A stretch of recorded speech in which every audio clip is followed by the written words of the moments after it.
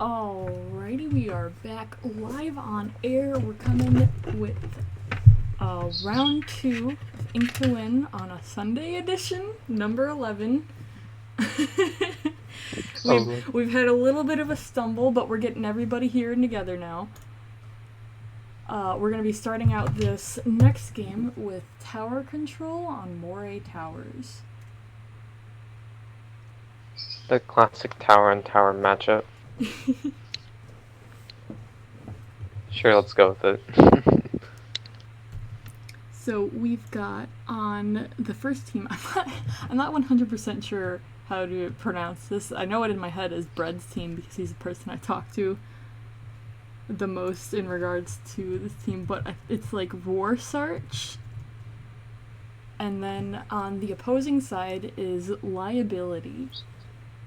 So we're waiting on one more member. They're in here. We're going to get ready to start. So tell me a little bit about what you like or don't like about Moray Towers, especially when it comes to the tower control custom. Offensively, Moray, I find it... Actually, no, I'd say more defensively. Sorry, defensively. Moray is just a bunch of layers. That's literally the name of the stage, Moray Towers. A lot of layers. So you can always... It's so easy to flank. It's so easy to... Like, once you get in the... Like, it's two ways you want to push. You want to push from the snipe area, the opposing snipe, and also where the tower is going towards Overlook and also onto the old zone. Which is just annoying because people can just camp those two areas, as in, like, defense, more beacon weapons. If people have seen this a lot in solo queue, or maybe do it in their own games, there's a lot of beacons, so teams tend to run like beacons toward that overlook area because there's one major checkpoint just before the zone, I'm pretty sure. Mm-hmm. Yes. With the way so it's easier like to jump. Sorry. With the way this map is set up and the amount of distance it takes to get anywhere, beacons are definitely like broken when it comes to Moray Towers. This was like the prime place to run the vanilla dapples when they were in their prime. Sometimes I still see people pull those out, but usually when it comes to playing beacon weapons here, you usually see a tent, the vanilla version, or ballpoint splatling. Seems to be what a lot of people favor nowadays. So we're going to get right on into this with some tower control. Tent on tower control can work, but it can be tedious because shields just go away a lot quicker in tent than you do with literally any other umbrella. And we actually do see beacons with, how would you say that? The ballpoint? I already forget. No, the dapples, sorry, yes. You're right. We do see the beacon strategy actually come out, so we'll see how that puts into play. We do have two different sets of backliners, both charger and heavy. Chargers more, everyone knows, or most people probably would know Chargers more favored on Moray, but since Chargers are personally, in my opinion, not as good as they used to be. So we got the first fight of the Devil Buoys on Liability over on the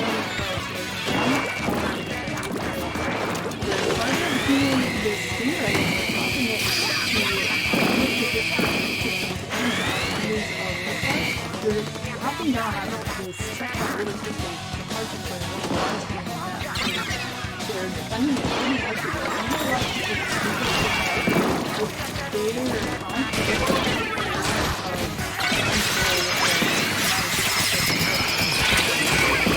unfortunately, after making the checkpoint, the gun goes down to what looks like 4 people putting on the pressure on him. But they've got Liability as 2 members and also we're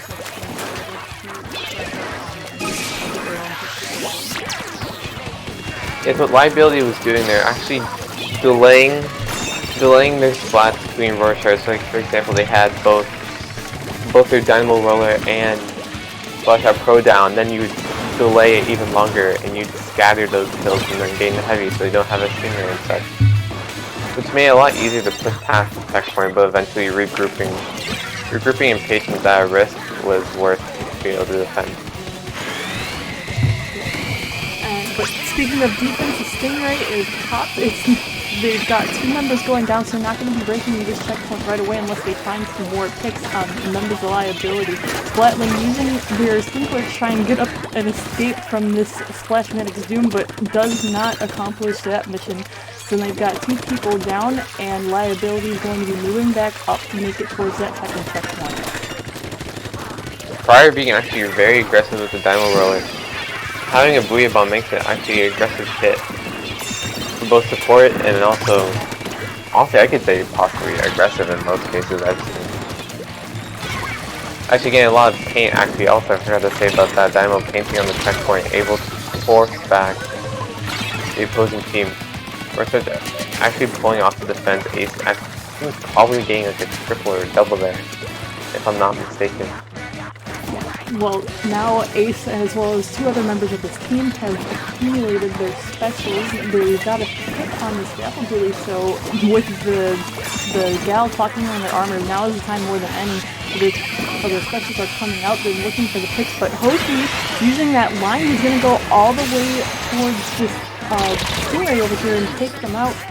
But their teammates called them out and they're down right away, so now they're going to be 3 down, and Red's going to be continuing this push for the sake of their team. Yeah, Rosearch actually had all their specials before pushing the checkpoint, which they were trying to put pressure on the zone, but actually wasn't able to, you could say, maintain that pressure from afar with their weapons. Like, weapons preferably, that could actually pressure a lot more here, such as Dynamos and probably Buckets also. Now you have Liability actually changing tides. Actually, they have double Suction Bomb Rush, popping both on the Overlook. A lot of paint actually coming out from Liability also.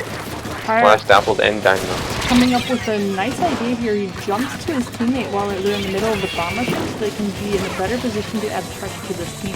Fortunately, that pressure was not enough, as all the members of Earthsuck are still up, and they've taken the members down to full white before they can break that dire checkpoint. And now Ace is wreaking some havoc in the enemy team's snipe with armor on their side, and they're going to be looking to make something happen. And Tortured, the Booyah Bomb actually does outlive the Splash. The Splash does go down to the Stinger that was supported by DJ. I'm gonna say Alice DJ for the 96. How about that? There you go. Okay, I see DJ and DJ, so it's very confusing.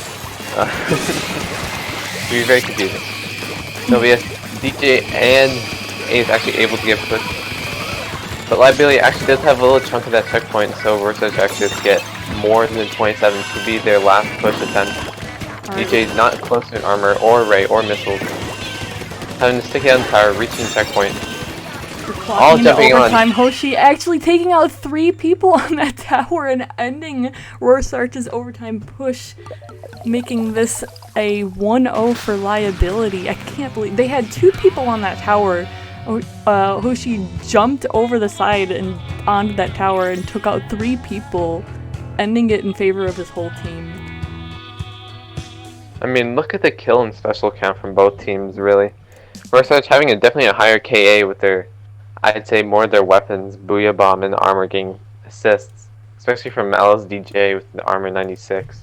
But for Liability, a lot of their pressure didn't come from kills, it mostly came from paint and special usages like the bomb rush and also having the Dynamo with Booyah Bomb. So it's not all about kills, it's about having positioning and also control. Alright, and speaking of control, our next matchup is going to be Rainmaker on Walleye Warehouse. Walleye Warehouse accumulating a reputation of being a lot of people's least favorite maps as the meta is kind of favoring out, as it's very easy to get kills and camp with how narrow it is. Zone's definitely suffering from that, but we've got Rainmaker with the different areas that you can push in, giving it a little bit more nuance in different situations. So with the way that they played that out, if you were Rorschach, what kind of comps would you be pulling out to give yourself the upper hand in this situation? I'd run definitely I'd say more of an aggressive midline comp, if not probably a Ray. just so it's making it a lot easier to possess and control mid. Like while it's such an open map in mid, despite having a U tower in the middle, so seeing weapons, you'd probably still see with like Pro Sloshing Machine a lot of those quick to kill but also paint weapons at the same time. There's also guaranteed probably that Stinger from literally anyone, hence being Walleye and Rainmaker.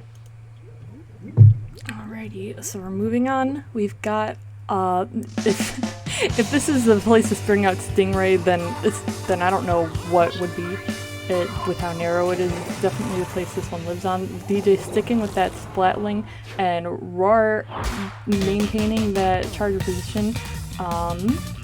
The yellow team actually choosing to bring out a Tensor Roller, something I haven't seen inside of the play in a little bit now. Tensor Roller being the only roller, or I think only super aggro weapon with a bubble as a special. Yeah. For Roller itself, I've seen some people play it. I see people use bubbles a lot more defensively based on how much special power-up they run. Like it just, for example, like that little slick area before you achieve that platform possession, you can just bubble and just how much room you take up. You can't really hide. Being the Rainmaker or being on that slick area as you can't be Squid or swim away from it. Red actually running a Pure actually makes it a lot easier to defend with those larger bubbles. So I'll probably see a lot more defensive bubbles. Yeah. As well as a Stingray to help support it. We're not going to be seeing any bubbles anytime soon though, as they were popped in recently and Red went down just a little bit after, but we are going to see a Booyah Bomb and a Stingray, and here comes the Stingray as we speak. He finds the roller, and they're going to be going down very soon. He's tipping some damage on some people on the ground here, and Hoshi is able to very much corner one of the members of Hoshi, but unfortunately it looks like they were able to jump out before they took a detrimental amount of damage. Now DJ is in the back over here, making sure he's got a Stingray ready to support his team in his next coming. Yes, everyone in Roar starts actually rotating to the upper left area of the snipe, actually being very grouped up. I don't know where that pick came from. Probably came from the Splat Bomb if I'm mistaken. If not, someone may have been able to snuck through and actually get the Rainmaker. Hoshi's still actually maintaining control with that bomb rush. Like we said earlier, I feel like... Oh my gosh, I keep forgetting the name. Liability, there we go. Mainly base their comps around map control, constantly running the splash and dynamo. And the dynamo doing their best to maintain the defense over here. They clocked in on their Booyah Bomb, so they're going to be popping that for some defense right now. Clocking it a little bit behind and not finding any picks, but the Stingray comes out to do some extra damage and just crowd control, so the members of the Gale team have not even been able to push up close to the cart in an attempt to get that push started. But yes, fuel of... Oh my gosh, I want to say something else, but liability, there we go, okay. Getting words out, okay, we're good. Yes, we're almost at a Stinger from our X3. Oh, there we go. Those faces. This Stinger from close, actually a dangerous place for Rainmakers to push if you do have a Stinger to get guaranteed defensive stop for any team that has a Stinger defending. They actually do pick it up, liability. But tracking it on the left side of the map, still rotating back to mid. Umbra Knight actually going aggressive, going down to DJ, still maintaining the Ray, and actually does raid the Rainmaker in a very, I'd say, neutral position. Roar finding a really nice pick on his roller that was about to be dropped down on them just a second ago. Definitely could worry about his over itself. But liability is going to have to get this Rainmaker pop soon. They've got a lot of the paint control down, but they're going to need to get a lot of picks on the Warcharge team if they want to get their points down on this. We've got 3 members down, and they're going to be booking it up this tarp, but the Pro was sharking underneath there. Unfortunately for them, they weren't able to find the pick on Hoshi. They push up almost completely to the pedestal before they're able to knock them down. They're suffering a 2-man loss though, and with Roar the Charger all the way up in their spawn, letting their teammates jump, they're gonna have the chance to maybe even knock this one out if they get up there. Unfortunately, we've got 2 people going down, and Roar's going to be heading straight to action. That was definitely a real sneaky play from Hoshi. I do see a main of swim speed. I do not know how much he is running. That looked like a very quick push coming from literally any Rainmaker I've seen. And also that use of the Rainmaker itself, its own recoil, actually able to boost up the tarp and actually get all the way to 6 instead of stalling at about 16 or 15.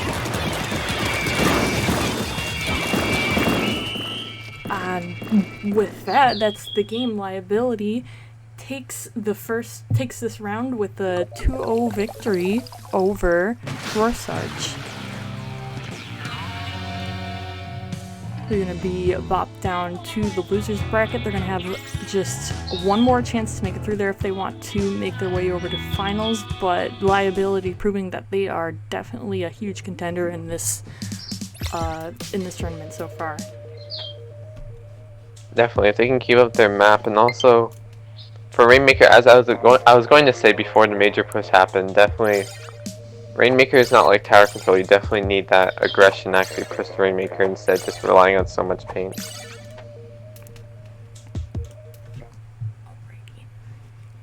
So we've got the next team getting ready to head in here. I've got the BRB screen up right now, but doing some behind the scenes stuff here. We're gonna have a game up really shortly.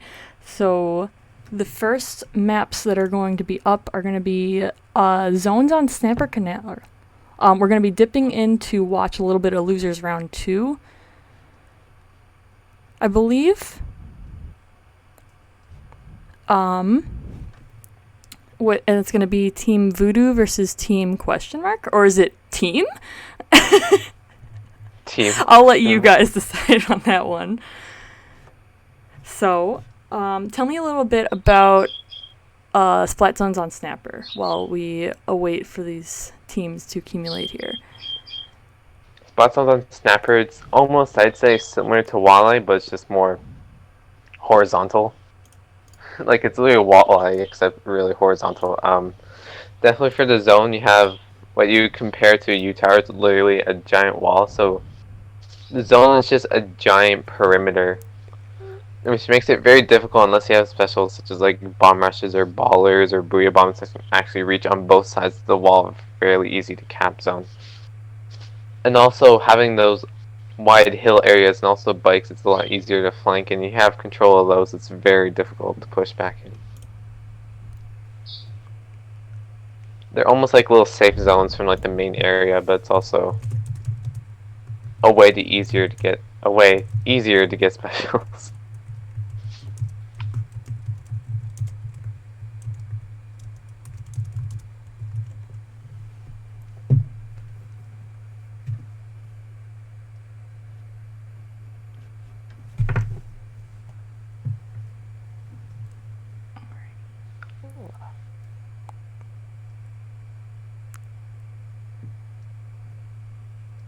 So, just taking a second, the lacking a bit of a consistent team tag here, so I'm setting up the names.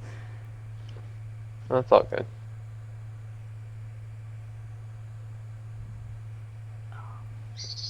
The heck are these people?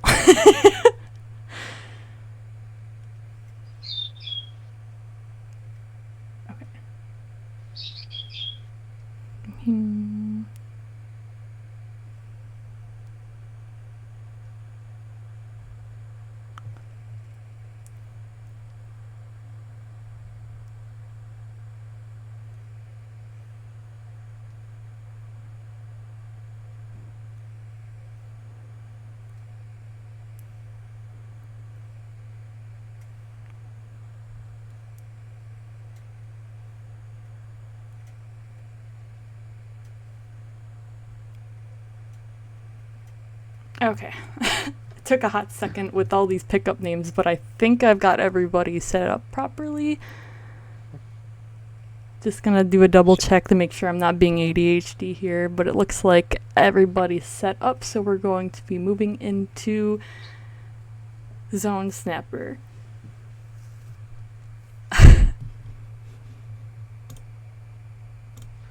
Goodness, okay.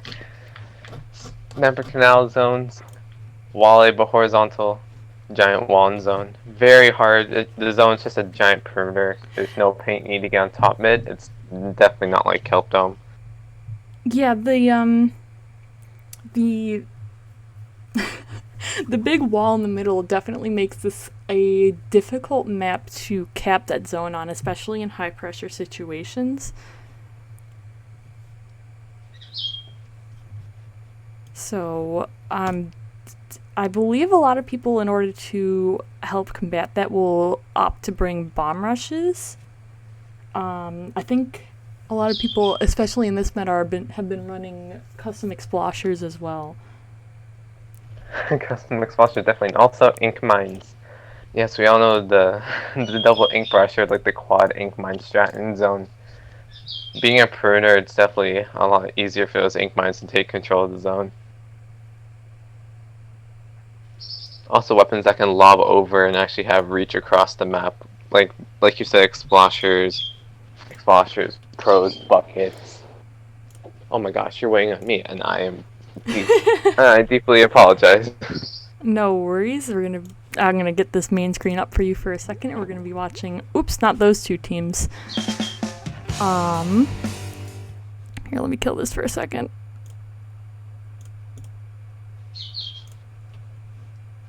I swear, ass Transitioning okay. Okay, look at those JP letters. Does that look like SPL in JP letters, or is that just me? I just want to ask that. Get that straight. I can't answer you because I'm a bit biased, because I know how to read all the Japanese letters. No, but I'm just saying what he's going for. It just looks like it. But anyway. Alright, we've got, I believe we're looking at Team Voodoo in the yellow. They're going down right away, so Team has taken the control of the zone. Team, they've got 78 points, but these team members have already gotten out here to put some work in, paint that zone up, and split all the way back into yellow again, and the ballpoint has dropped their rain on the center. Unfortunately, their 3 team members go down again, so this ballpoint is going to have to do a lot of painting to make sure that we don't get pushed off onto the card. We've got the gal flanking in the back, taking out the pro on their team. So now we've only got support members on Team Voodoo, and then now we've got a full team wipe. They're going to be able to push up on all of these players and give them a hard time to get back to that zone.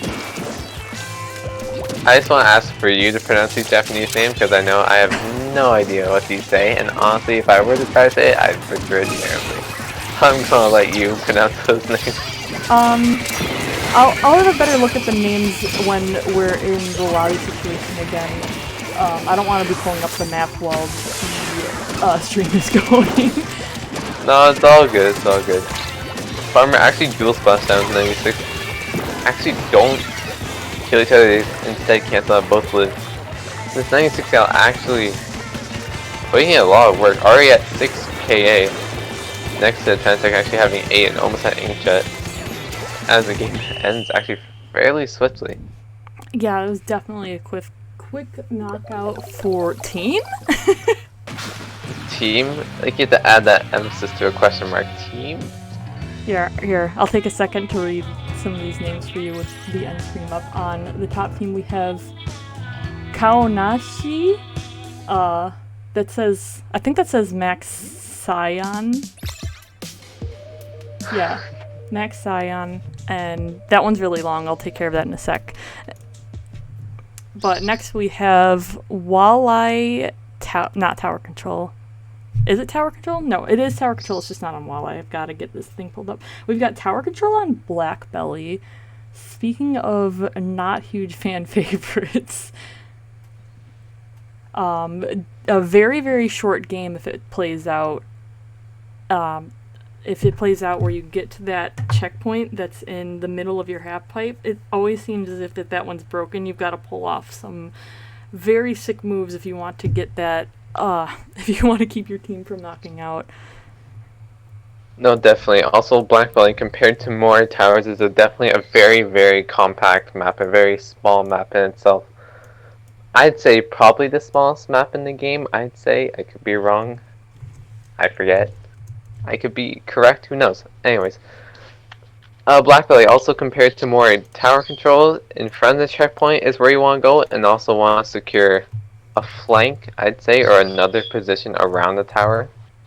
For example, you could take approach on plat while also taking half pipe towards the tower. So it's like A, you have control of that half pipe, and B, you also have control of like the hills and the mountains also in the opposing spawn. Like for further tower push, and it's almost like a giant like pinch. Like you want to get accomplished, if anything, on Black Belly. With stingrays and also probably specials like baller, inkjets towards the snipe, and also missiles. Missiles definitely being useful, being a very cramped area. Like I said, easier to probably get rid of those backlines, or it's easier like a second more aggressive stingray.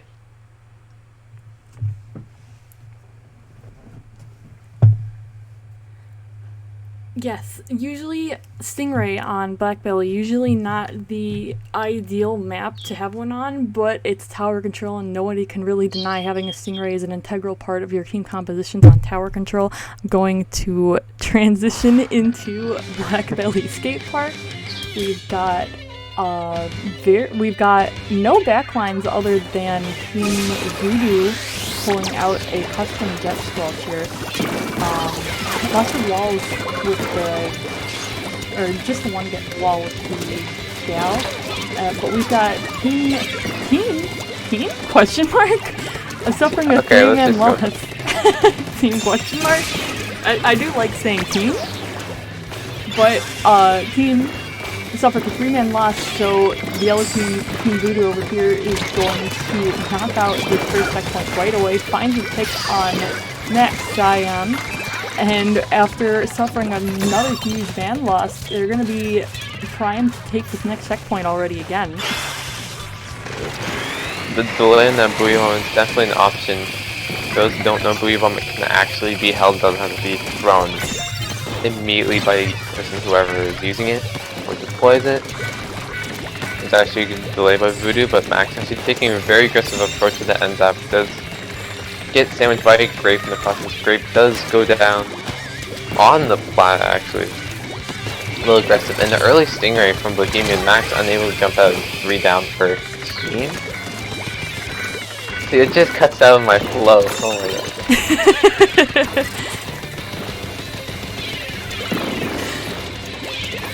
But yeah.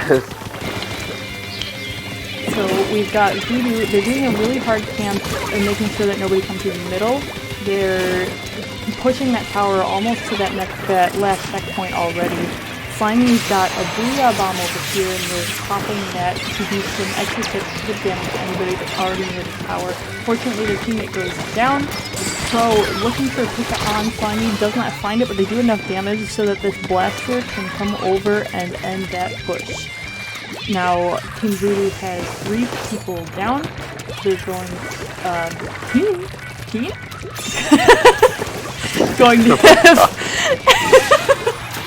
going to have more time to prep and paint this map, but they're going to need to find some picks that they want to chip down on this first checkpoint. The Thunder is watching it pretty hard.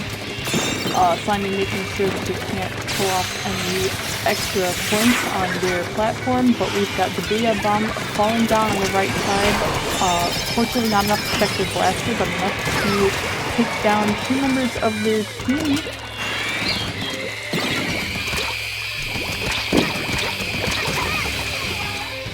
It's just so weird and the sudden change of tone. Yeah.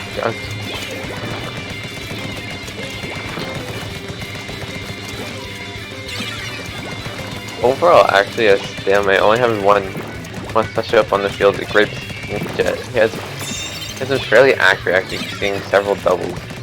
At least I've seen. They also run the double Inkjet armor comp back to, I don't even know, like 3 point or 2 point something, where Inkjets were legit. Definitely an old meta. But if it's what works for them, it's what works for them. And Max is doing their best to make this work for them. Unfortunately, they've had 2 of their players go down. Brave jumping into the middle of the map to try and add some extra support. Fortunately, Team Voodoo is going to take out these 2 extra players, and they're moving this tower back into the enemy team's half fight. Slimy again doing some extra paint control and moving tower systems to Booyah Bomb. Unfortunately, 2 people on Voodoo go down, and with the Inkjet armor popping out, that's going to be the end of that push for now. Yeah, so Slimy is trying to go there. They actually, Voodoo actually had all their specials up. Slimy's Booyah Bomb unable to get picked, and also the 2 down made that Booyah Bomb almost I'd see very nulled down towards threat-wise. Since no one on the team was able to thrive or go aggress because of the Booyah Bomb. Grape actually being very sneaky with the T-Tech on the elbow, trying to take mid. Still trying to get 1 push off the tower. Living torpedoes being pressured by Kinderbells. And I can see why you use Inkjet. Personally, myself as an aggro player, I see Inkjet take out more of that sniper area where Grape is now. I have to get rid of any like backliners or anyone who's just sitting there just waiting to jump on tower. And here comes that Inkjet now. We pop it on the top and mid. They're doing their best to keep Raptura away from the towers. They suffer any kind of damage or loss in this competition. They're not going to have the opportunity. And 2 people going down as they did not have the chance to push into the enemy half pipe. That is going to be game in favor of Voodoo this time around. Yes, team definitely. It's so weird to say. Oh my Team? god, I will never ever get used to it. But yes, it's definitely a lot easier of a push from Voodoo having, like Bohemian having that Stingray, whether it be early, just get those 1 or 2 like I guess you could say like stragglers in mid. Like it's automatically 2 downs, already 2 pushing the tower, and you have your entire team up, makes it easier to defend, which I think what Voodoo actually really went off on, just getting those 2 stragglers in mid, watching for flanks, and then actually pressuring tower with everything they have. Speaking of pressuring with everything I have, we're going to be playing Port Mackerel on Rainmaker.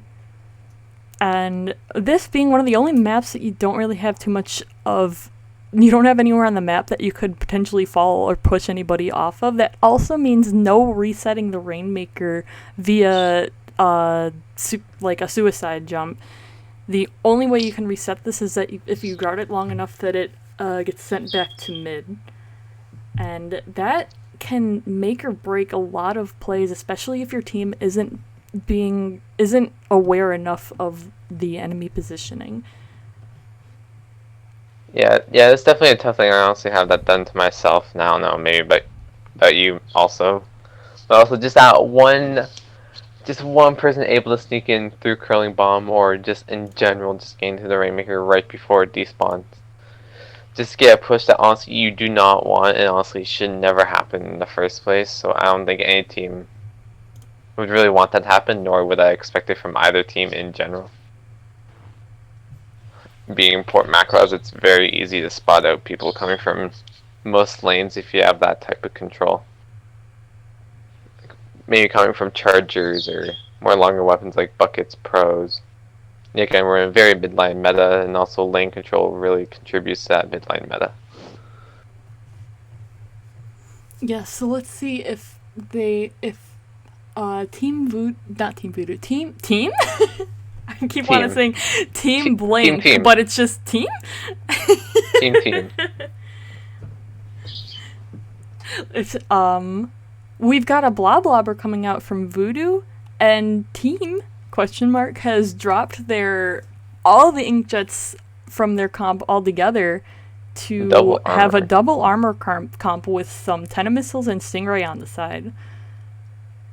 Definitely an interesting choice, but I can also see how that works. Armor actually does give away your position, so I just want to see how people like Grape and Max are able to fit into those lanes without being spotted, either by support via other specials or maybe Stingray. Now it's H3 actually pushing up a whole lot. Aggressive H3. Max having the Rainmaker all the way within 6 for 30 seconds. Uh-oh. Not the greatest start for Team Voodoo, but with the aggressive H3 play and also collapsing into mid. Alright, Team. I memed it up again a bit and had the map modes up, but we've got the stream up and running. We've got Max pushed up to 6 with the assistance of the H3 just a second ago. So Team Mark has the current lead. And the enemy team Voodoo is doing their best to pressure with a lot of these shots, with a lot of these sodas. But they put themselves in a corner as H3 is going to take them out before they have a chance to reposition themselves. Yeah, and they're definitely being a very aggro, as if, honestly, I would say me playing a pro kind of anything compared to this gameplay. Still staying alive, unable to deny splash him, but still goes down to Farmer with that, lo and behold, slashing machine. It will never die. Kenta machine will never die. It's not as much of a headache as it was in the meta where it was the meta though. The nerf that it got definitely gave it its place, but it's still coming in strong. And speaking of coming in strong, Farmer is pushed into their enemy spawn. Unfortunately, they've turned their back on the sniper. They're going to be going down before anybody from Voodoo can come back for any assistance. Now, Team has the full paint control of their own spawn as well as a bunch of mid right now. They're pushing up pretty hard and they've got 3 people going down, so this charger is going to be able to pop this Rainmaker on their own. Opts not to grab it right away, but does eventually push forward and pick it up. So they're sacrificing the Rainmaker for the speed of this push. Unfortunately for them, they're going down in front of that sponge, and now it's going to be Team Voodoo's chance to get some control. Oh my goodness, okay. Yeah, but Team actually had a lot. They had like every single member up on Voodoo's half. H3 splash shot ends up everything. All of you actually able to really synergize well on the court and actually take really solid control of it, which probably would have led to 3 picks. Grape sharking in the court, unable to take out Slimy, does take out Bohemian. Unable to loses a bit of a Stingray. Sorry. Slimy with the Booyah Bomb might doesn't get denied this time, but does die afterwards. After using the Booyah Bomb. H3 taking on Farmer, still splashing right, sees that, notices, and does not get picked up off of the splash zone or the Booyah Bomb afterwards. A lot of map control is definitely coming from this H3 and Charger for a team.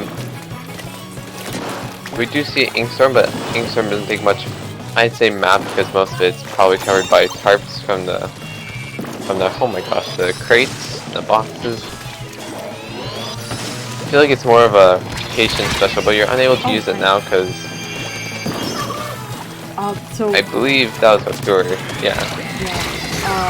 Blah Blah Raptor over here, grabbing the Rainmaker, was pushing down the sponge to kind of get a grasp of what was going on in their area.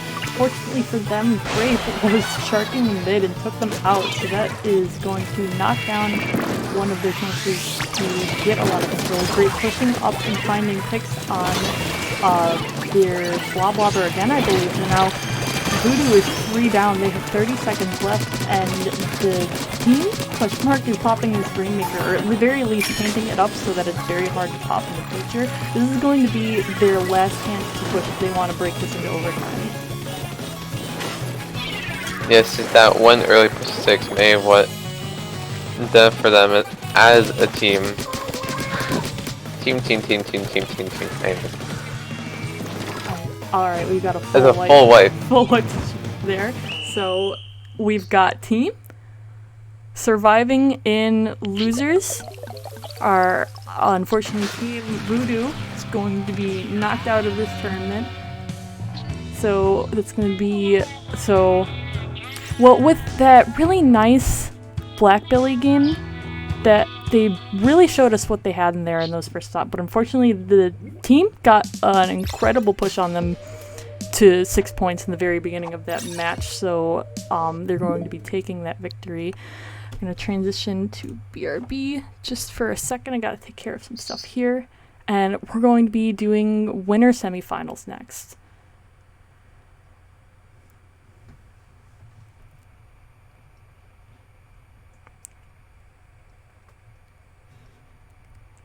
Winner semifinals is going to be Southern Lights versus Tsunami. These are two very, very prominent names, I believe, both from Division 2 of the last Ludi season.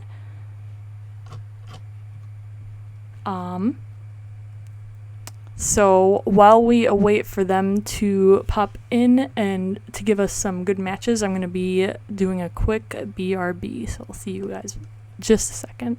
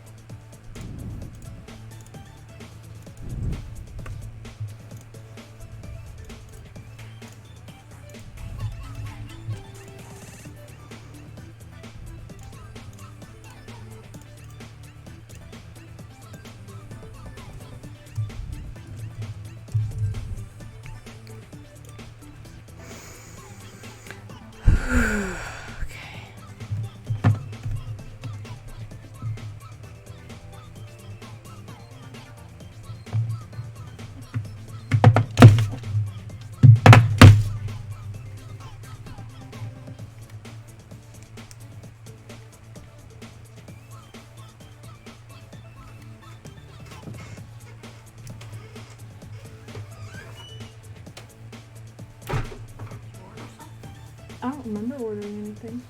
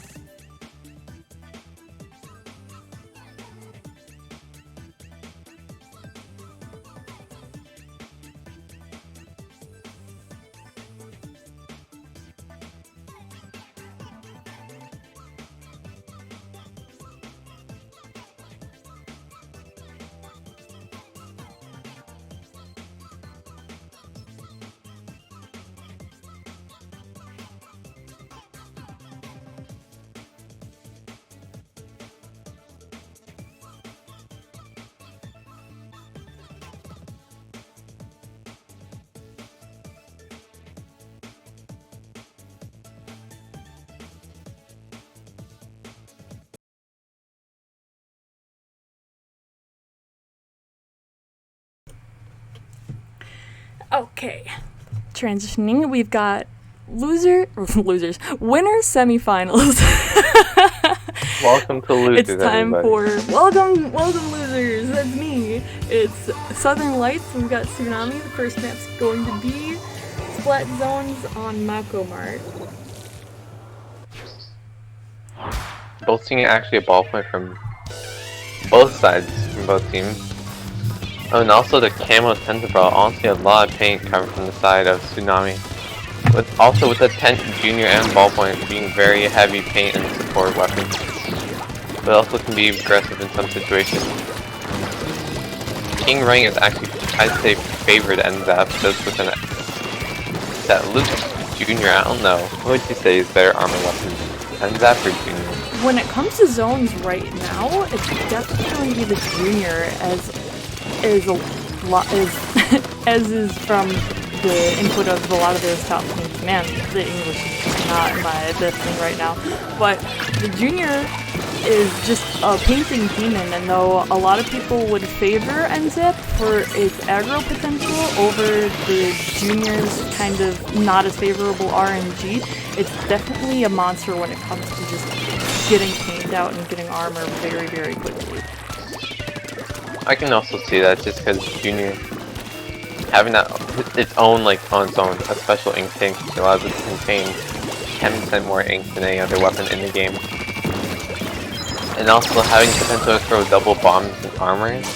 With the armor and using your special refills your entire ink, so it's almost like no point in time where you need to refill, you're always constantly painting. So I can see why people always favor Junior more. But Otter actually getting double, almost a triple on Soko. That's one being the Ballpoint. Otter with the triple, still having his missiles ready for when pardon me, when Southern Lights push back. King and another kill onto King. See Soko decides to back up, still having missiles.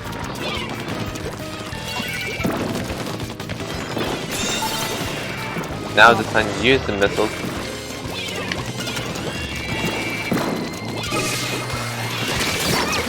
So two people Otter's going just down. on tear. Otter's just on tear right now. Otter's on a think tear. it's like He finds two picks and now finds a third. That's a 7 streak. So That's a 7 in a streak for row. Give it a count. Nope, he didn't drop into that suction bomb yet, so Champ isn't going to be making that an 8 streak. Now Otter ending that streak now is going down. Champ pops this ink that narrowly avoids some crucial shots from that Ballpoint and stays alive long enough for those shots to paint that zone up. So we were clocking down really close, but now Southern Lights is going to be moving forward and making sure that this game isn't over almost as soon as it begins. They're clocking down on this penalty, or they're clocking down their points as they speak as throughout this match. They haven't acquired as huge a penalty as Southern, as Tsunami now has, but they've got their armor out from their Junior and they're pushing Champ very hard right now. The zone being neutralized is keeping it in favor for now, but everybody's up and now the Inkjet armor combo has been unleashed on the zone. Actually, does have a hammer right and does go in. Almost getting double. Soko does get the squish with the baller onto Axie with the hammer. Actually, probably would have been a lot worse if Axie did get that kill onto Soko. As the Sunlights are able to take the zone back. They've got the zone back. It's neutralizing again for just a second, but I'm not sure they have enough people up and forward to turn that back into purple. The hammer comes and finds King though, so... Again! But another hammer already. Soko taking them out right underneath that right drop on their zone. So the Tsunami needs to find a lot of pick on this yellow team in the next coming plays. They don't have a huge penalty. 2 people are down, and they are giving them, and they've managed to cap that zone back. So all they have to do for these next couple plays is play some pretty heavy defense. Whether or not they knock out isn't going to be the question anymore. They just have to make sure that they stay alive long enough. This baller threatening that life and safety, but they aren't able to. They did not quite have the special support to get as many hits or paint the zone as much as they would like. Yes, and look, it's with the bombs. The tons of bombs rolling into the zone, just being random spaces. Also, a lot of hay on the zone. The potential of 4 bombs all going at once. The aggressive Junior, I'd say, as a distraction. For Sunlights not to take the zone. They had a bunch of members of Southern Lights on the zone, doing their best to cap that just to get some overtime, but it flipped to purple, and that means it's going to be a solid victory for Tsunami. Definitely, Lucas definitely played a major support role there. 7 armors, 13. I'd say 13k. I'd say majority of those being assists, which may have allowed Otter, who had almost I'd say a 7 or 8 streak earlier, to actually go aggro so early and so quickly and consistently. Alrighty. So the next maps that are going to be coming up are Tower Control on Manta Maria. Where did it go? There it is. So, tell me a little bit about Tower Control for Manta. If you were Southern Lights right now and you just took a look at Tsunami's comps, what would be your next move? I'd say one thing, get more paint in that junior. Like that junior splash shot combo is just honestly destroying you. I'd probably get more paint out on the ground. I'd probably suspect King to either stick with his end zap or probably go Dynamo, taking advantage of the graded areas on top of mid for Manta. Bucket also in this case can be very good, but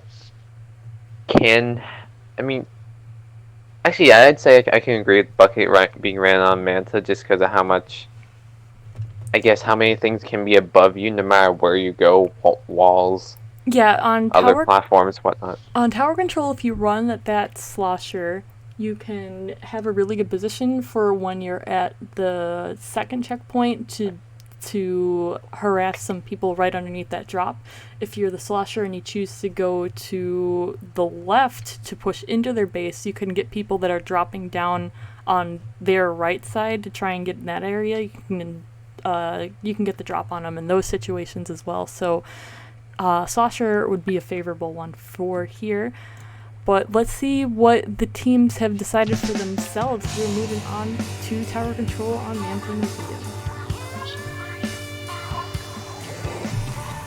And we do actually see the Dynamo and a lot of machine, which is actually good tower pressure from Soko. So I can definitely see that working in the favor of Southern Lights. I see what they're trying to do with the weapons they've chosen. Tsunami actually sticking with the junior as their support and also main armor weapons. Still running double bomb combo. A very aggressive splash shot junior, I'll say that. And speaking of aggression, Southern Lights is going very hard on Tsunami right now as you're popping down a lot of players and they're getting that first checkpoint clock out on them.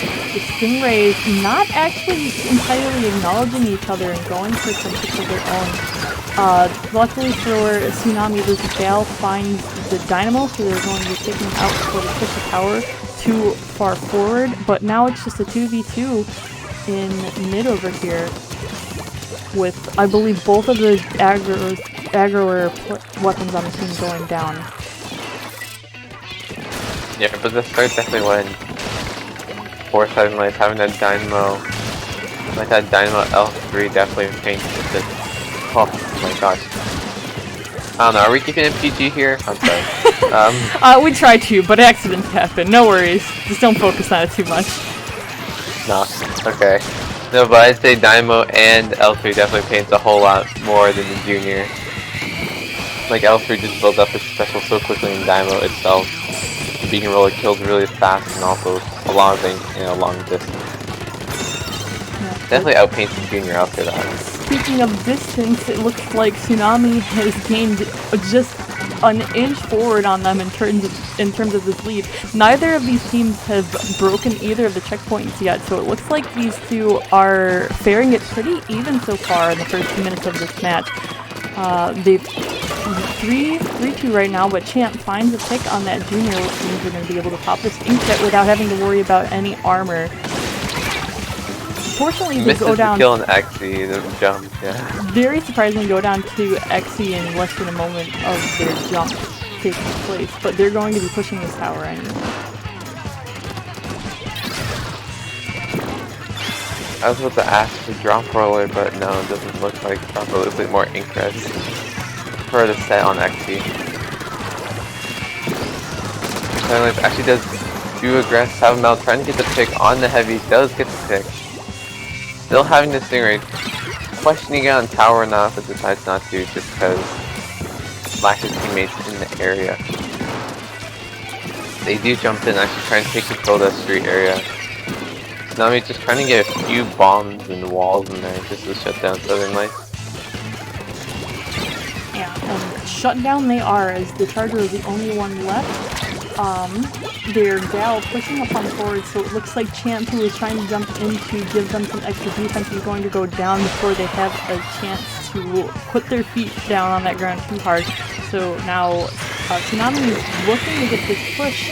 Their Stingrays are battling it out, and as this is taking place, XP is clocking down and broken their next checkpoint. So all they need is to reach the next one in order to gain the upper hand on Southern Lights right now. Actually just still holding the tower, actually able to get jumps from Lucas, who's already almost out of armor. We're already almost seeing a splash on in armor from Tsunami. He does get denied, I think, in the process, and the armor is used. Which actually makes Lucas able to survive on tower just a little bit longer than Champ's able to kill him. Actually, he does live, but he's unable to get the spot to him. Stingray does go down for Tsunami as well. Keeping the push out in life, need past, I think, second checkpoint, which actually I'd say is a very key checkpoint overall, just because you can approach from so many areas. Definitely. If Tsunami has the opportunity to start moving that tower into that base again, breaking that last checkpoint is a very quick and easy task if things don't go terribly wrong.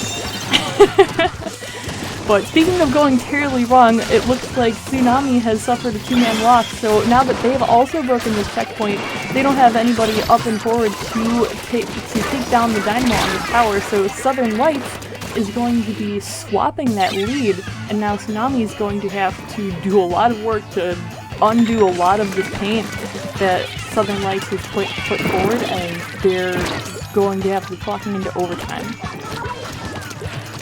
Arthur does take an aggressive approach, trying to take down King. Just being able to juke him out, Arthur does get the kill, but the Stingray, missing the Stingray in the last effort. Stingray is the last one up, so it looks like they will live on the tower for now. Champsies are able to take him out, take position onto the roof. Lucas does come around actually with 96, probably jumping with the splashdown. It does get the pick on King and the lead. Oh my goodness. God. Your reaction is the same as mine. Ogre definitely with that hyper aggression off the bat from the flank. Taking out King, but also dying to Champ was still enough to allow his teammates to jump in and also back him up on the point of that left side of the tower. Also, actually having Splashdown did take out King on that second last ditch effort for stopping the tower. Yeah, that Splashdown definitely demolished Southern Lights' last hope to end that overtime in that specific instance, so cheers to them for getting that super jump in. So next we're going to be doing Muscle Forge on Rainmaker. Last time I believe we saw this map mode on Ink2Win in particular. This one went very quickly, so I'm looking forward to seeing how that works out for them. Did I mess this up? No, okay.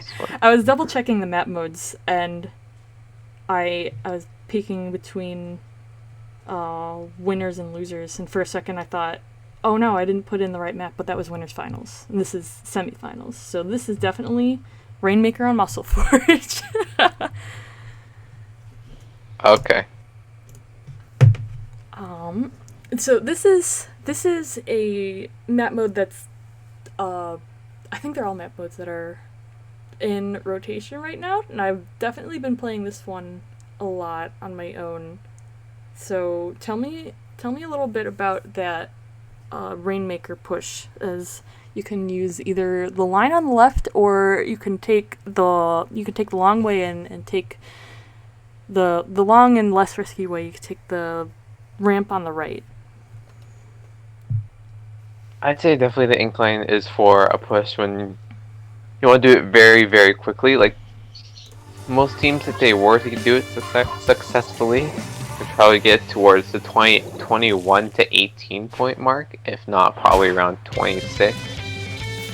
But like getting control of that street, just like I'd say midway down the arrow, if you guys can see along the street, that's about 26 if I had to guess. So it's like a lot of risk. It's a lot of risk, but it can still be easily taken back by control of the other side of the map. Speaking of risk, Otter took one as he dived down into this opening area to take out some team members, but unfortunately went down. Does not, isn't going to be stopping them terribly soon though, as these two players on Tsunami are pushing and gained a 54-point total for their current lead right now. Fortunately, the next two teammates also suffered a couple-man loss, so Southern Lights now has the upper hand. They're getting their paint, they're accumulating their special. Already went through their armor, I believe, in the hopes of finding some picks, but as the MJF does, it's already clocking it all the way up to 60 points. They're going to be having that armor again soon, and here comes the hammer. Okay, with the hammer actually going for the flank onto the plot, getting rid, probably clearing that area briefly for Southern Lights to push. Actually does drop back in with the tent.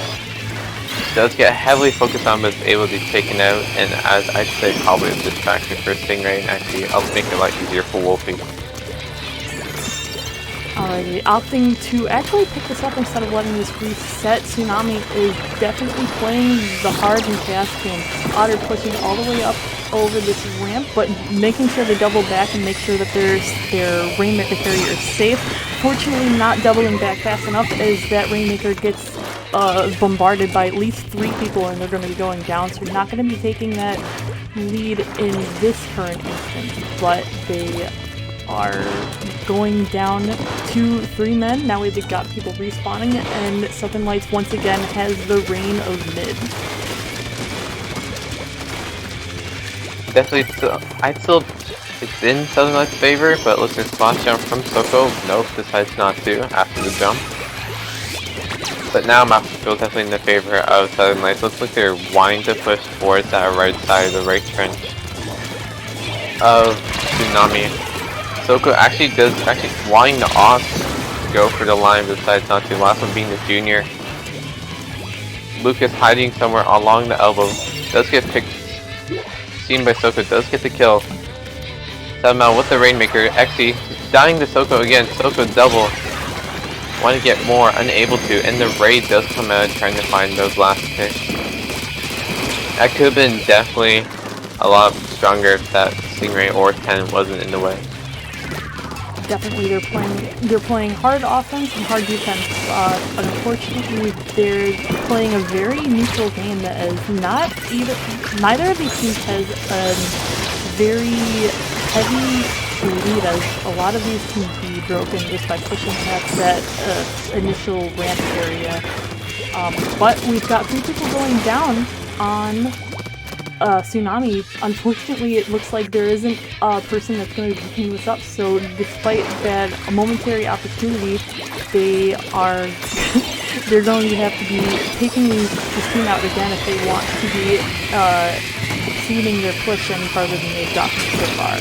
Their teammate goes down in that bunker area, unfortunately, and now Southern Lights is going 3 men down, and Tsunami is going to be pushing forward in an instant. Yeah, I can see why Sam Mal didn't want to pick up. As you could probably see, he did have the Stinger ready, wanting to counter Wolfie if he were to Stingray back after the Rainmaker. Oh, it was just long enough. Surprising it was long enough for, yeah. It was definitely, yeah, the Stingray definitely was going to play into their push, whether or not they picked up an instant or not, so it's always a hard call to make in that instance. But definitely. Speaking of hard calls, XE jumps in and they're keeping up this pressure. It's going to be their last second. I just have to get it up that ramp farther enough to get this Rainmaker, but unfortunately, Soko grabs it and resets it, so they're going to have to backtrack a little bit. The good thing for Tsunami is that they've maintained the majority of this control, and Wolfie over here is keeping pressure up. So this is going to be the last push. And does get denied on their way to the ink rail. Probably get one more pop-off from Lucas. Probably opting not to take the ink rail. They're looking like they want to take it, but Wolfie's opting for the other way with the Spotling leading the way. We do see a Stingray immediately. Immediate Stingray, Hammer being yeeted. Oh, rushing by King. King doesn't go down. King does go down, but now the Slosher finds a pick on them. Oh my god. It looked like at that instance they could have potentially moved forward on that line, but there was too much hesitation, and the moment was lost, and they were struggling. Do we keep up the pressure? Do we do the line? Do we go on the right? Eventually deciding to go on the right. Yeah. But despite having a very solid push, Soko managing to pull it off and find that they found the Rainmaker and kept themselves afloat in this round so far. So now we're going to be playing Clamblitz on Wahoo. Going from a very tactical, very snowbally map to a map that I find in particular to be very chaotic, especially on clams. Yeah, but I want to follow back on that Rainmaker match. Definitely, yes. Like you said, hiccups from both teams. Definitely from Southern Lights. Even though they weren't able to pull through with the win, that delay, 7-Mile not taking the Rainmaker, knowing he has a Stingray, there's really no one. So that set like a long enough delay for Tsunami to probably set up shop on that right side where the Rainmaker did push eventually, which didn't make the push as strong as Southern Lights would have wanted to in the first place. And also the overtime push, like you said, from Tsunami, just like the hiccup of which way to push, either from the grates or the right side.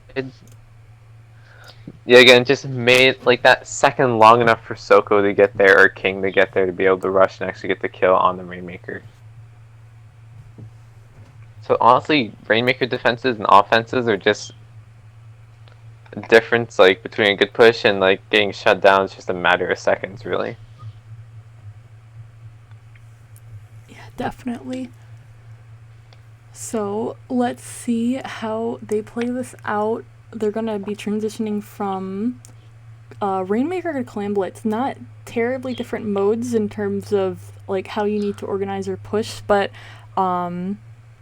for when you definitely need to make faster decisions and pay attention to that objective more than since you're splitting it between all your teammates as opposed to having the single Rainmaker. But we're going to be going into this regardless. XE sticking with this tent for this round. They're sticking with their junior pick as well, having it as their object of favor for that armor. Finding that armor right away is, just as I mentioned it, they've got it up and ready. They're putting pressure on Champ the L3 over here, looking for some picks, and doesn't seem to be finding them right away, as all the members from both of these teams are still up and looking to grab some clams. Definitely. And for pushing wise, you definitely want, like Wahoo has, and Clamblitz particularly has that bridge rotating the zone that comes in and out. If the bridge is already out, so it's unable to, I guess, both teams to actually interact on the platform as easily, it can make pushes definitely a lot more difficult, as you don't have those two options. You're mainly secure to that one underneath option towards carousel, and also rushing towards the basket instead of having both options of carousel and the platform area. we do actually see the early push from Tsunami. Unable, Wolfie gets denied, actually probably leading with the balls, getting the second ball in. Gets a pick on Soko and Champ with the bubbles. They do lose a football.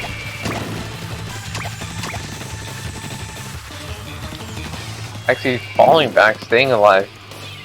Able to stay alive with, I believe that is Lucas. Or no, that's Otter. I don't know. I can't see the weird angle. Yeah, the clams. Weird angle. They've kept the basket open for an extraordinary amount of time, actually using the shield and bubble to save the Powerball from a fallen foe that had jumped. So they flopped in those clans to get a score of 18 already, so Tsunami's definitely prepping himself up to take the semi-final victory. Soko getting some very daring positioning over here, looking for pick and finding two. Fortunately, their team is going to be going down. We've only got the NZEP left, and with them carrying the Powerball, they're definitely going to be moving back to make sure they don't get into this fight. So now Tsunami is going to have the rain over mid yet again, making sure they're pinking up, grabbing their special before they make another push, as they're going to have to make another big push after getting to 18 on just a single Powerball opening barrier. But Southern Lights got that baller up, and unfortunately Champ pops that Powerball up and misses their throw. So now Southern Lights, raining terror in their own base, is clocking in on these clans now.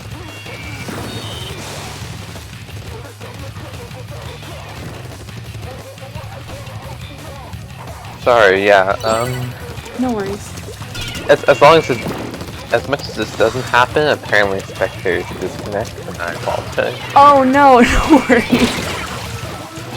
It does happen every once in a while, so, the match, they managed to, so Tsunami opened their barrier again and charged their 18-point lead to a 7-point lead. Didn't have enough plans to knock it out at the time, and now they've got to deal with Southern Lights. They've got two balls coming in. They popped the baller ready to support their extra power balls, but it was not needed at the time as they put in 3 before Tsunami can get up to their own barrier. Otter's going down. They even have a team wipe. And this is looking very dire for Tsunami right now, as long as they keep these plans coming. They've pushed it down to 13 in their first push and keep the lead and even knock it out. So now we've got 2-2 in this game.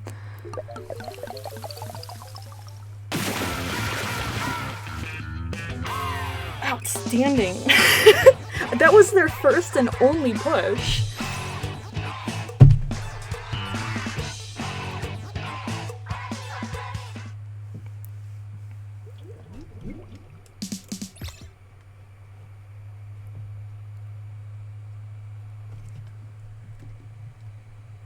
Okay, so after some clams on Wahoo, it's going to be played out with Splat Zones on Arowana Mall.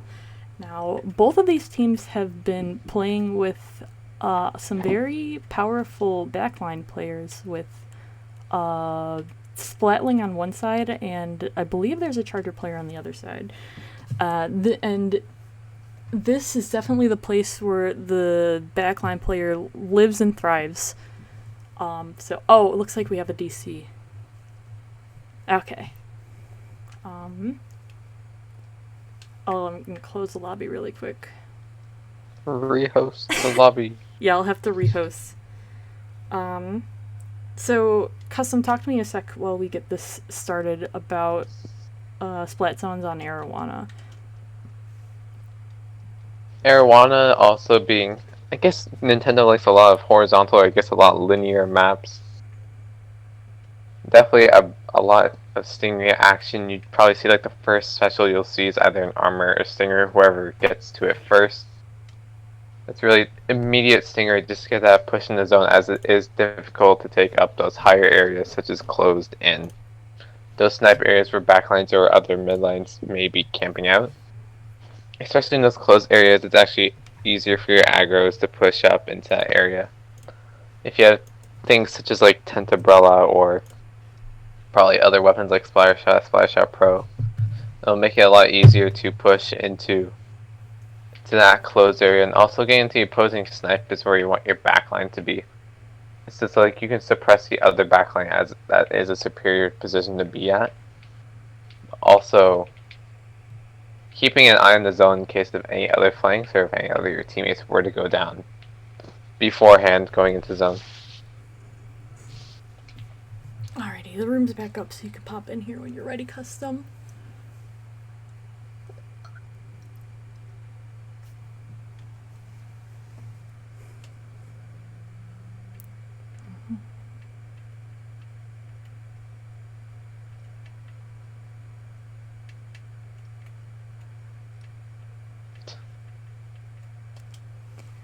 Alrighty. There we go.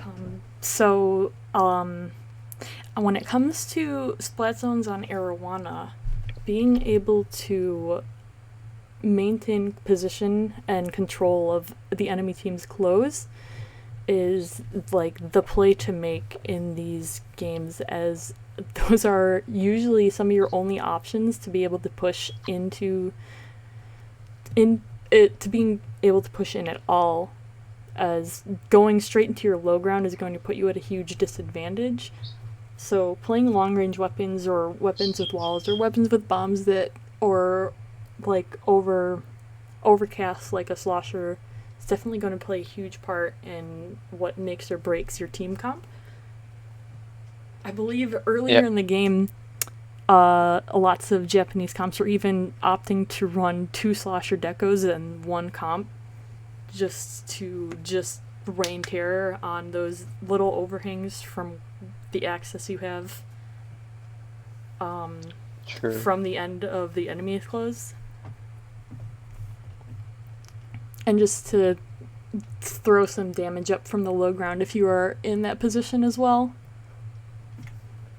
Definitely superior weapons, I'd say, control close or higher areas are more of like your backline weapons or like your midline weapons, like such as 10 or Pro or 96, like we were seeing from Xe earlier.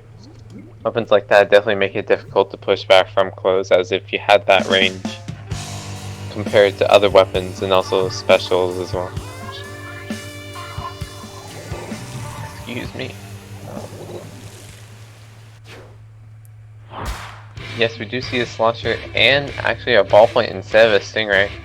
Both teams actually not opting for a stingray, which I find actually kind of surprising on Arowana. Yeah, I was definitely gonna say the same thing. It's about as narrow and domineering as Walleye Warehouse, and the option to pick a Storm Cloud as opposed to a stingray is definitely a surprise, but without a counter stinger on either of the teams, it's just going to be who can paint the zone the best and who can maintain the long-range control the hardest.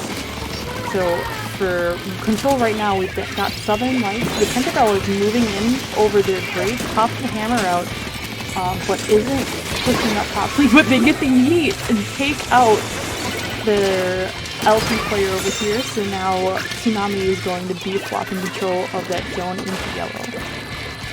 And that's what we're gonna call it now, the yeet. That's what I've always heard people call it. Gotta get the yeet in that hammer. Always got to get the yeet. Actually, a little too aggressive, and actually does get picked off by Champ, and I believe also Soko in the process. They do have armor. A little late armor from Tsunami, as 2 of the members are already down, so that was just more of a desperate armor, I'd say, if anything there. Otter, actually, where'd Otter come from? Otter with the, I don't know what happened to Otter, the flanker, if he went through the trench or whatever. You get the triple, actually able to take back zone. Yeah, I don't know where Otter came from there. Do you see him at all? I didn't see him at all, but the good thing is that the enemy team didn't see him either, as now he's just dominating control over their close right now. Looking to take out this Slosher Deco, and with a teammate on hand, after he managed to get behind them without taking almost any damage, they're going to be taking him out in a pincer attack. Now, Tsunami's got a huge upper hand on these players on Southern Lights right now. Otter's even slipping in to their right side close, but unfortunately, unlike the situation before he's not able to take out that Sloppy Deco, but they've got 15 seconds to make these plays happen, and only a Storm to help them out and connect up any protection. Yeah, it doesn't look like it'll be enough for Southern Lights to continue. She does go in favor of Tsunami. Alright, good games. Good games all around. Still surprised about the lack of Stingray. I wonder if during their intermission where they were picking counter plays, if they were favoring whether or not the beacons would play better in their favor for them. Yeah. But nonetheless, the Tsunami, as the champion of this semifinals round, are going to be hanging out in the lobby with us, as we're going to be streaming winners finals shortly after. And as we get ready for these next teams, I will be setting up a little bit. So I'm gonna have yet another brief intermission, and I'll speak to you again in just a moment.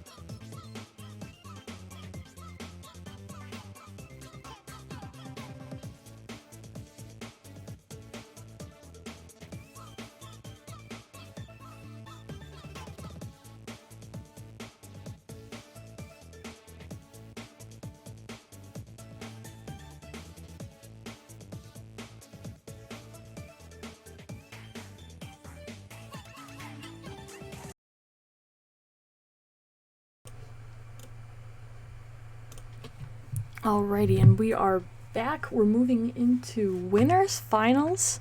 We've got Tsunami, and they are going to be going against Team Synergy. We've got Tower Control and Anchovy Games coming up. Both of these teams just coming off of their recent victories are both going to have a lot of momentum carried with them. So I'm going to be some good plays and good games, I believe, in this next match on Anchovy Games. Yeah.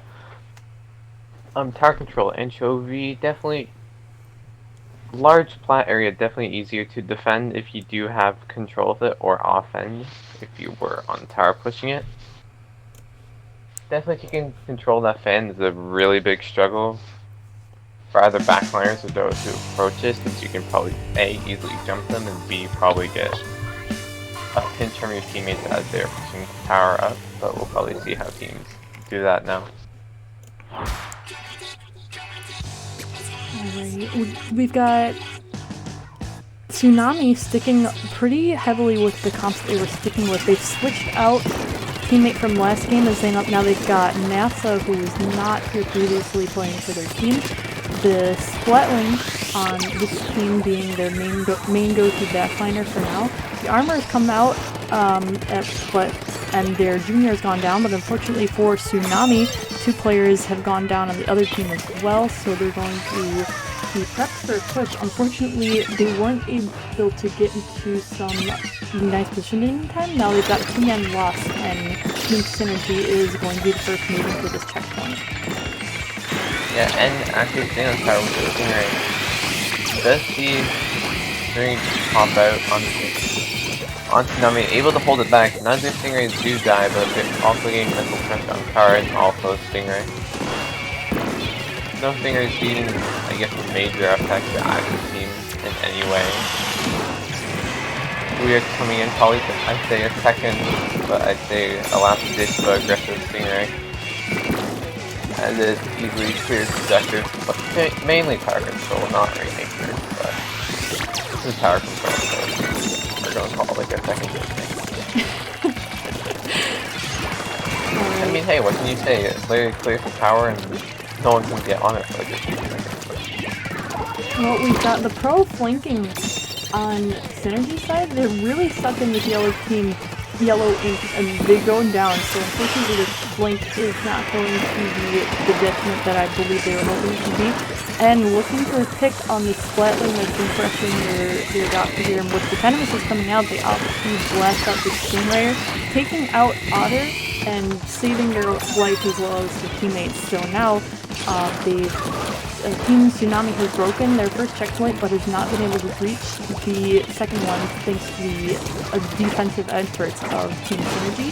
They're going to be able to push on the plat, except we've got lots of these pros flanking this game, but they're going down that tower, and Synergy is going to be starting the next one.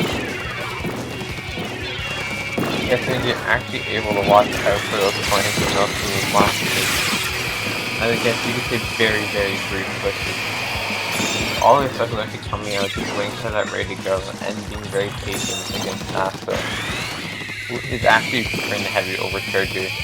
And now ends like slicing the Stingray.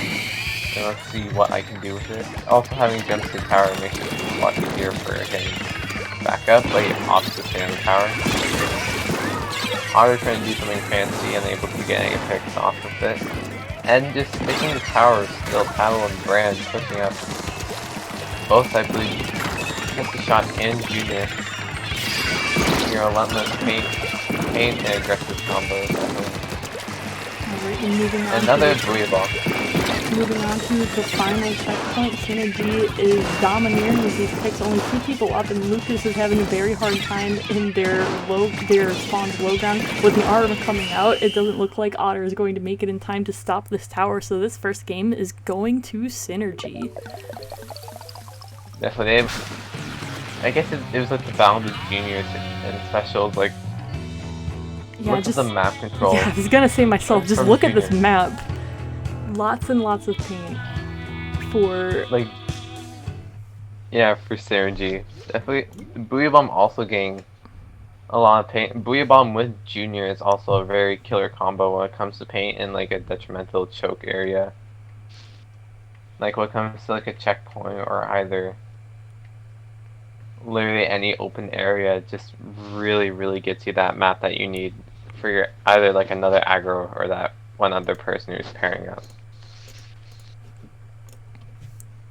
Alright, and speaking of pair-ups, we're going to be seeing a lot of that, I believe, on Rainmaker, whether it's pairs of 3 and 1 or just pairs of 2, as this is a map that you can push up very heavily on. When you get control of their plat, you can opt to go up on their left side, I believe, and just add additional pressure and just, like, be able to throw the bombs in and just maintain lots and lots of control. So here we are, Rainmaker for Inkbot Academy. We're gonna see that the team Tsunami is opting not to bring a backline with them at all this round. They've switched to having 2 dualies and a junior. So I'm going to see how well that works against Team Synergy's Charger N. They managed to get the first pop, and now Tsunami is dropping down off of their high ground, pop the armor. Now they're going to be looking for some hits. And actually getting the armor before Luke especially allows your team just to absolutely rotate towards that left side, which is exactly what you want from your turn. And in the back, actually does the pick on Otter. I don't get how juniors have good RNG. Like, it just blows my mind when I see it. What's that luck? The 10. I was thinking of that song that was just like 10% luck, 20% skill. Literally 50% RNG. 50% RNG on my junior.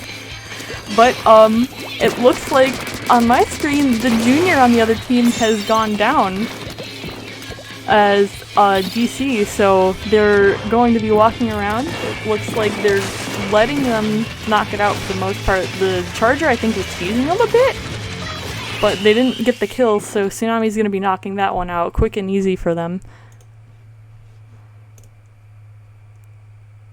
I'm gonna call a replay on that one, I would assume. Yeah, since it was like in the first 30 seconds, I believe it's definitely replayable as far as I know. It was like a minute and a bit in.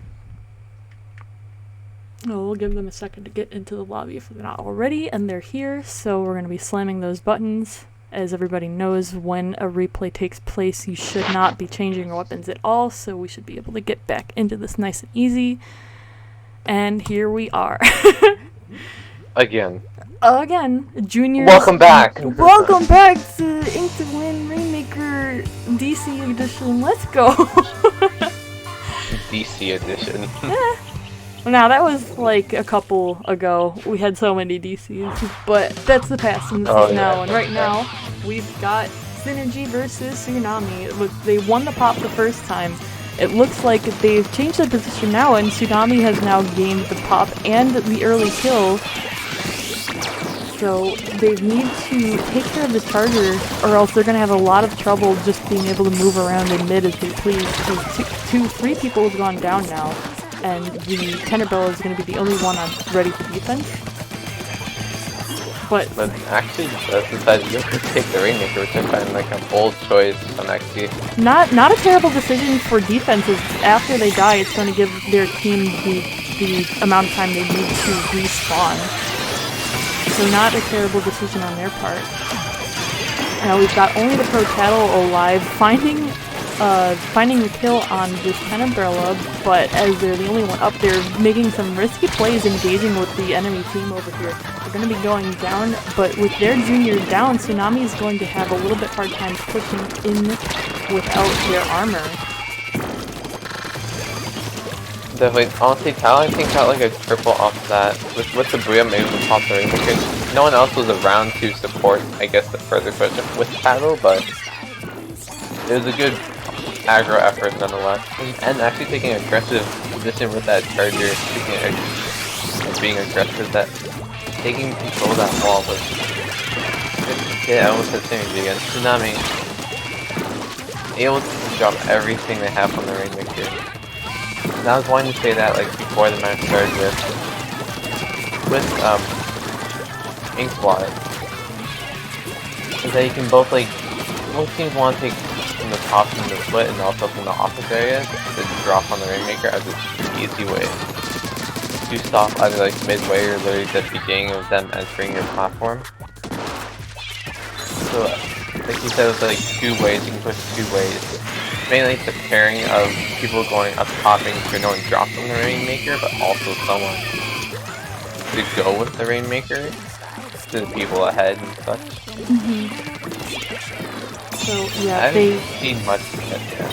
Ooh, actually, using the Tentacle Shield, surprising, or very just like strategically able to push ahead with sheer Tentabrella willpower alone.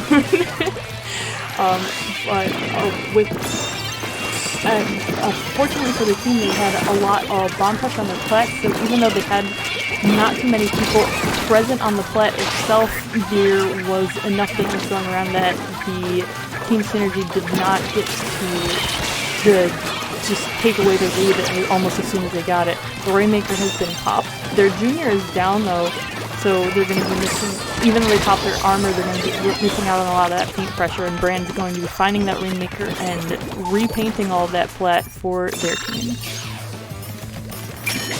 Definitely, and actually got the pick, I think, on Lucas before he got his armor off. I didn't see if they did get actually, YOLO Hammer getting a double does get killed by the Rainmaker. Yeah, the Tsunamis. Yeah, Tsunami's Tentabrella over here definitely being the MVP of this particular match. But the Stingray being the Tentabrella's biggest weakness, they're going to have to find a way to handle N in these next couple of plays. and then paddles for sure. They take such aggressive position when they just deal with those picks with their weapons at the designed range for output. Now we've got a full team wipe. The team synergy is ready to pop this Rainmaker. The Chargers got their Stingray ready. They're putting themselves in position. NASA painting away at their feet, but the Ant sneaks over that block and jumps over the heads of 2 or 3 of these teammates on Tsunami, and they're going to get pushed their points all the way to 10. Definitely a unique way to play by Ant, taking that block. It's not as easy as probably most people say get the Rainmaker, but we do end it off Tal just that one final push to knock out the Rainmaker. Yeah, they snuck in on just the smallest amount of purple paint that they could get up there, and they push it up that painted pedestal for a knockout. Lots of really good plays, but on Tsunami, but just those final moments of them did not end up playing out. Now we've got Clamblitz on Humpback coming up next. Anything you have to add about that last match as we get ready for some clams? I wouldn't really say anything else. Again, saying Talon and definitely taking their aggro positioning. Like, they played a very fast game, like N played a very fast game despite being a charger. Like, he pushed up onto the wall, he pushed up into the elbow, a very aggressive Stingray position along the tree. Like it just growing as a backliner and playing fast like that definitely changes the pace of the game towards like another backliner you're opposing, or even other members of the opposing team. Definitely put a lot of pressure and actually help a lot of the other members like Ant and Tal to push up and get the kills they wanted. So a support role, but also like an aggro role, I'd say, from N. Yeah, absolutely. The team Tsunami opted not to play too heavily on backline. I believe when it comes to Rainmaker in particular, a lot of teams like to be able to move at that fast pace, and having a heavy splat link can kind of slow you down. But let's see if they make that same decision for this Humpback Clams game after what they experienced just now. We've got, again, they're lacking the backline, but it looks like on the enemy team they've opted not to bring the backline with them as well. as we're bringing 2 pros in, Nuevo Tri-Slosher, and then Nouveau. the Nouveau. Oh, well, yeah. Nouveau. Being Canadian. They're fake names anyway. But these are some real plays going on, as Tsunami had lots and lots of picks happening on their behalf, and looking to push up on their plat, but is almost going down with all this Tenderbrella pressure and bombs. So he's not going to be able to take the camping position I believe that he might have been looking for. So we're going to be... they're playing lots of neutral game. The Tenderbrella and the Junior has gone down, and this is going to be Synergy's time to paint up and push up.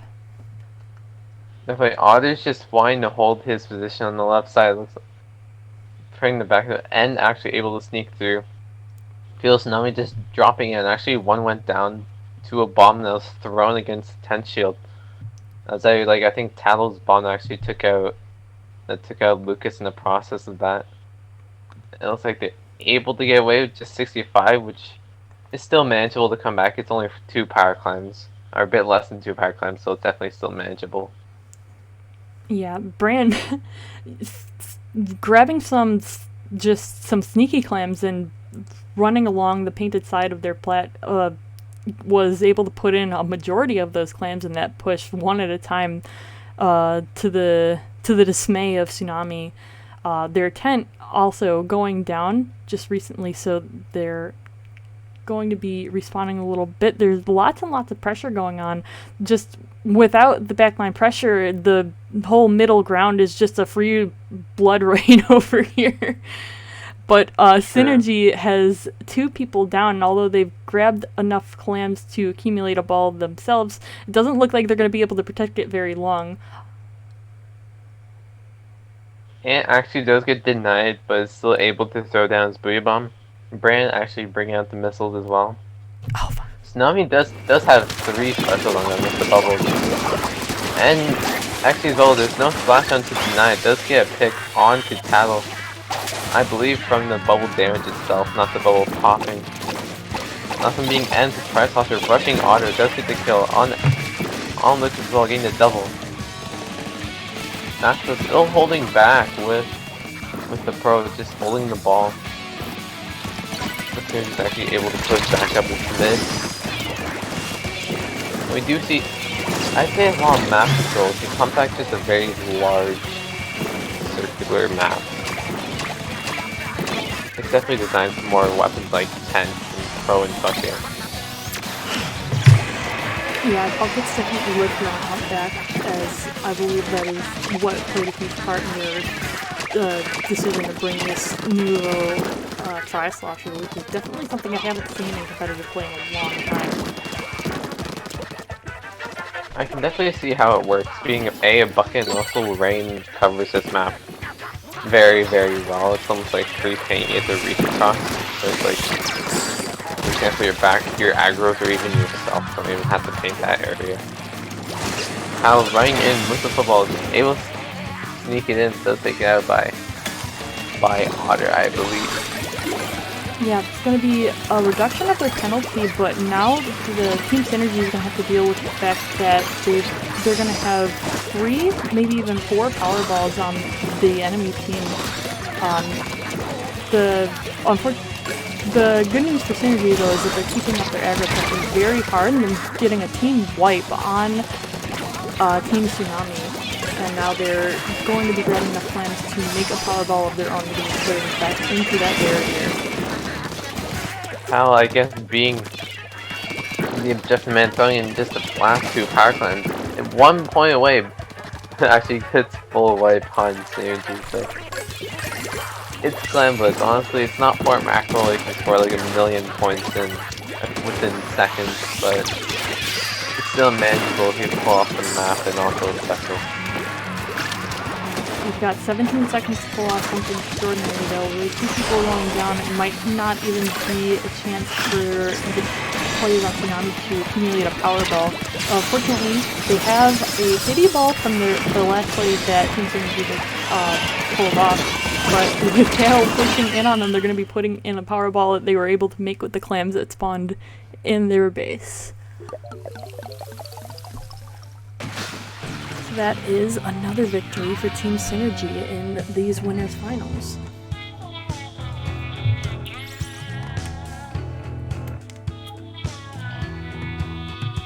Kill count being high for both teams. Definitely a lot of like straight up pushes, just wanting to get those desperate clams and also power clams in the process. Oh, we're losing people. 3-0, I believe. Was that a 3-0? Yeah. Yeah. Some great games. Alrighty, so we're gonna... Oh, I put the map screen back up, but I'm gonna be breaking for another brief intermission so I can take care of some stuff behind the scenes, so I will talk to you guys again very shortly.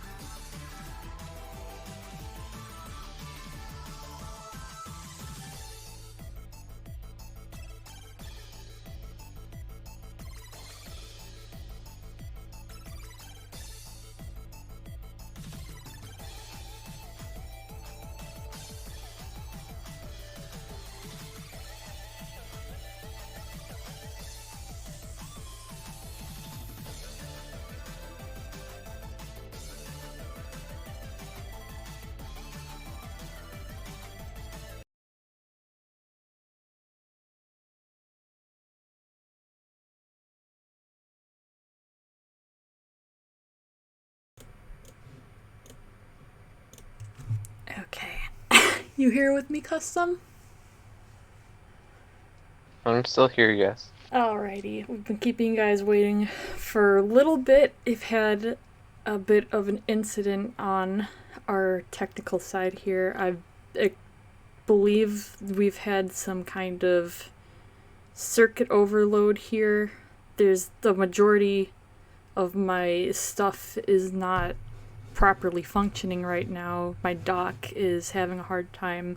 My monitor refuses to turn on anymore, and in this current state, I cannot properly run this tournament stream anymore, unfortunately. So, we're going to have to be killing the stream a little early. G is out, so we're not going to be able to have a streamer switch as well. So, for the future of this particular event, the announcements of who participated and who won and all of that good stuff is going to be dropped to you in the A and G server, as well as tweeted around the end of the night. I know that there have been some minor stream difficulties since we started a little earlier today. We've been trying out some new things. I've been pushing my laptop, my 5-year-old baby here, a bit to its limit, and it seems like its limit has definitely been tested today. So I appreciate everybody who's come out, supported us a little bit, and just been all around some very nice people. Thank Custom again today, who came out and has been with me in this tournament from start to finish. Commentary can be very long and very energy consuming, and I always appreciate anybody who can come down and do this with me. So I'll pass it to you for a little bit, Custom, if you want to say something to our viewers. Okay, well, I feel feeling on the spot here. Oh jeez. Stream-wise, yes, I understand that it's tough. We thank everyone for tuning in and stuff like that. I guess we can plug ourselves, honestly. Go ahead and plug Twitter. Your Twitter, your Twitch if you have one. Your bird. Plug Twitter. Always a very welcome participant. Yes, you can check out my own Twitter. I've been alive again, I guess, at CustomLily8107, and also Sit Back Saturdays going on every other Saturday, so not this Saturday, but the next one. We're going to be trying to change a few things, as well as getting other staff and streamers and such, so honestly stay tuned for Twitter for that. Mm-hmm. I really have nothing else really to say, do you?